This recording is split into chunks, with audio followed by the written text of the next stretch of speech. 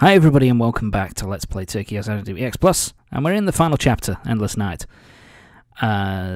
So last time out, Kou woke up with oh, that's a cool little thing. I like that little effect. So Kou woke up at the shrine that his grandfather owns with Asuka. And basically the whole deal is that the world's gone to shit. And the fiend, the center of everything, is at Akros Tower. So therefore we need to head off into town, head off into the city, find everybody related to the XRC, and basically find a way of getting into these into Akros Tower. So yeah, that's what we got to do. I'll actually explain it here on what we have to do. There are basically three towers which fuel the barrier which is over Akros Tower at the moment. So these three pillars. So basically we need to go to these three pillars. We need to go into the eclipse that is in at these three pillars at Station Square, Horaicho, and the Morimiya Memorial Park. We need to head to each of these, defeat the monster at the heart of it, and that will shut down the barrier so that we can go into Akros Tower and take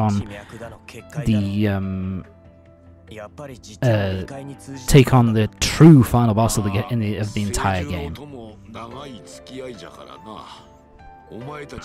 And apparently, yeah, Kou's granddad has known about the eclipses for a long time, and has even been keeping tabs on what we've been doing with the XRC and stuff like that.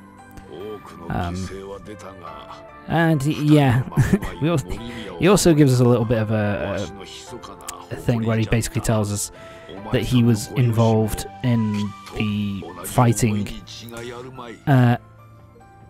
during the Tokyo disaster 10 years ago. And yeah, apparently he knew Asuka's parents as well.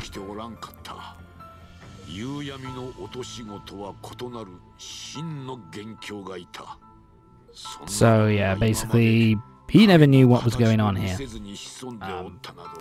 He never knew that there was something this bad kind of still lurking in the shadows around Morimiya.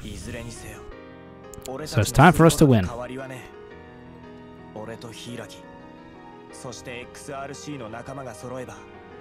So yeah, we now know basically what we need to do. We need to go around the city of we need to go around the city, finding all the members of the XRC, going into these pillars, defeating the monsters that are within these pillars to lower the barrier, so that we can head into Akros Tower and defeat the true perpetrator of this whole thing. So here we go. Jesus Christ, how big are her pockets? Able to keep those, kept those in her pockets like Sonic the Hedgehog, pulling things out of his ass. And yeah, the bentos that she hands you here, she hands you 3 bentos. Why 3? No idea.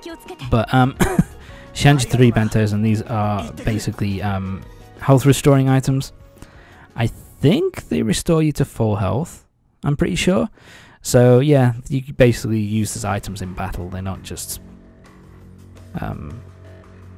for show in the you know, it's not just a kind of a, if you like, a story element. It is a genuine thing that you can use.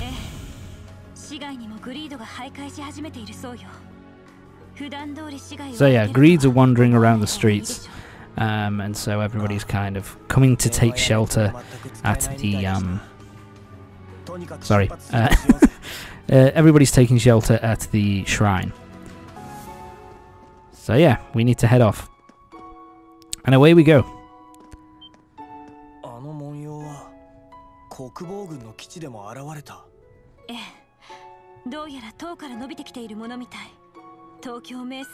So yeah, the pattern that's stretching out from across tower. Apparently something similar happened when the Twilight disaster 10 years ago.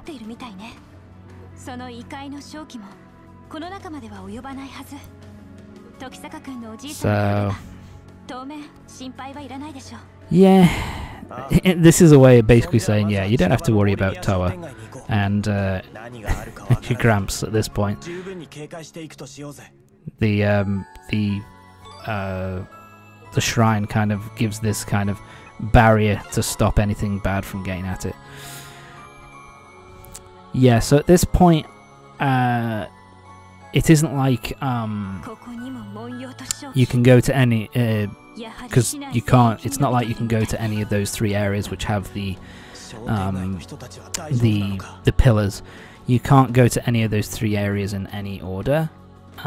It is very kind of linear. Basically, one unlocks, then the next one unlocks, and then the final one unlocks. So yeah. But yeah, first we're heading off to the Morimiya Shopping Street. And a monster has appeared out of nowhere. Jesus Christ, something's gone wrong. Kids have been left behind, so that means we've got to do our thing. By the way, they don't... That reaction is very minor, considering we just took out our weapons in front of them. So it's but whatever. So yeah. So what they do at this point is basically for the various areas that you have to go through. You end up having to face off against a boss from earlier on in the game. So yeah, this guy is pretty much the first boss that you faced off against in the very first chapter of the game. And as new areas kind of unlock for you to investigate, you have to take on other previous bosses. So we've got a load of smaller guys. Wow, that didn't take long at all. Yep. I pretty much found out here that basically I don't have any of my special attacks ready at the moment. Oh, there we go. We got one. Let's kill him. Seriously, I don't know. Why does it give you the option here? I've only got Asuka. We just immediately use Asuka. I don't have to impact at this point. Ow! And this guy is pretty much has the same attack patterns as in as when you first fought him. So he's pretty much nothing. The only thing they do with him, because at this point, if you were fighting him at the original strength, you'd just one-shot the motherfucker. So they've leveled up his strength a bit, but his attack patterns are the same. And yeah, they kind of mention it here. That's basically the first boss that they first came up against. So yeah, all of the greed that we've faced up to this point in the game have been revived. So yeah, we're gonna have to deal with all these motherfuckers again. Kind of a pain in the ass, but hey, what can you do? Yes, no need to worry, we're super strong and all that. Of course, Jihei and his granddaughter? Yes, granddaughter, Mayu. They know all about what's going on, so we don't have to explain it to them at the very least.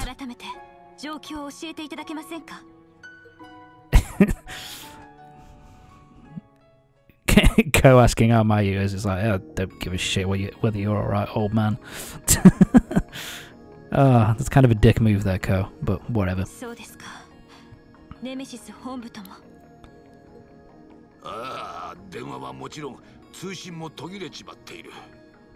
So yeah, this is how they kind of give an explanation here that basically Morimiya has been cut off from the outside world. So therefore, if you're asking the question, why doesn't Asuka's group or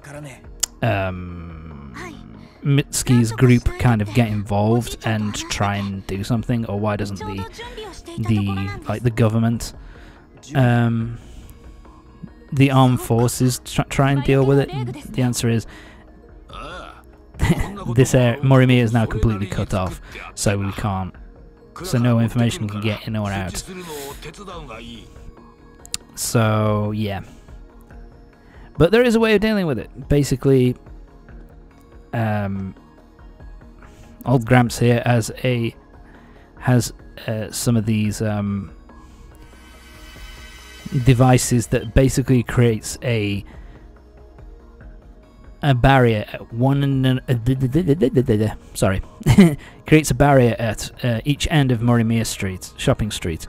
So that basically means that no monsters can get in, and the miasma doesn't gather either, so everybody's safe in Morimiya Shopping Street at this point, thanks to these little devices that the guy has created.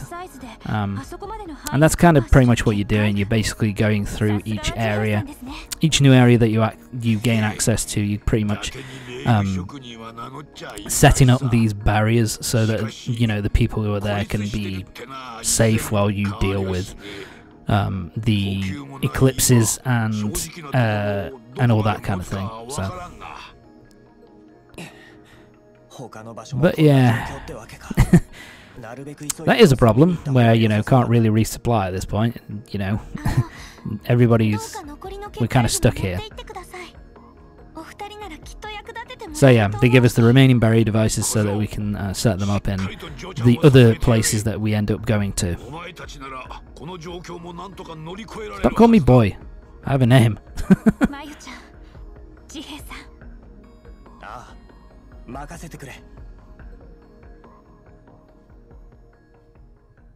So yeah. So it's pretty much, yeah, barrier device talisman. So yeah, basically this is where we're kind of at for the rest of the play. It's another thing that we have to do. So not only do we have to break the 3 towers so that we break the 3 pillars so we can enter Akros Tower and defeat the boss.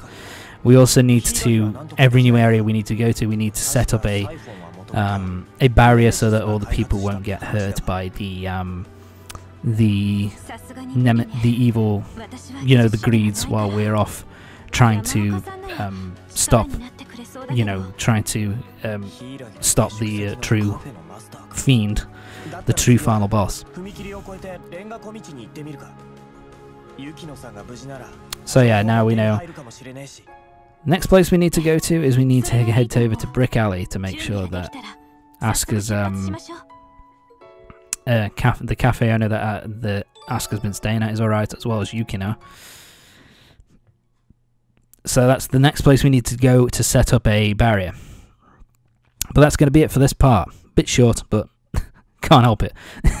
Anyway, join me next time when we'll be continuing to put up barriers and to make sure the people are safe.